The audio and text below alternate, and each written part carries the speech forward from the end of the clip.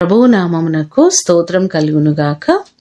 ఈ ఉదయకాలము మీకందరికీ వందనాలు తెలియజేస్తున్నాను. ఈ దినము మిమ్ములను బలపరచు దేవుని మాట. నీ దేవుడైన యెహోవా నీ మధ్య ఉన్నాడు, ఆయన శక్తిమంతుడు. జకర్యా గ్రంథము 3వ అధ్యాయము 17వ వచనం. మన దేవుడు మన మధ్య ఉన్నారు.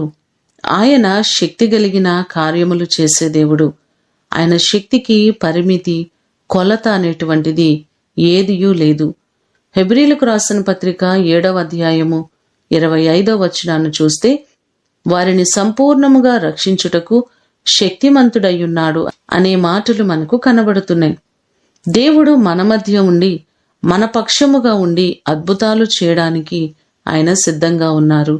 ఆయన సర్వశక్తిమంతుడు, సర్వమును చేయగలిగిన గొప్ప దేవుడు. ఆయన శక్తి చేత మీ కుటుంబాల్లో అనేకమైన కార్యములు చేసి ఆయన మిమ్మును ఆశీర్వదించునుగాక. ప్రార్థన చేసుకుందాం. సకల ఆశీర్వాదములకు కారణభూతుడవైన మా ప్రియ ప్రేమ కలిగిన పరలోకపు తండ్రి, మీ పాదములకు వందనాలు, స్తోత్రాలు. మీరు మా మధ్య ఉండే దేవుడవు, మా పక్షముగా ఉండి కార్యాలు చేసే దేవుడవు, సర్వశక్తిమంతుడవు మీరే ప్రభువా.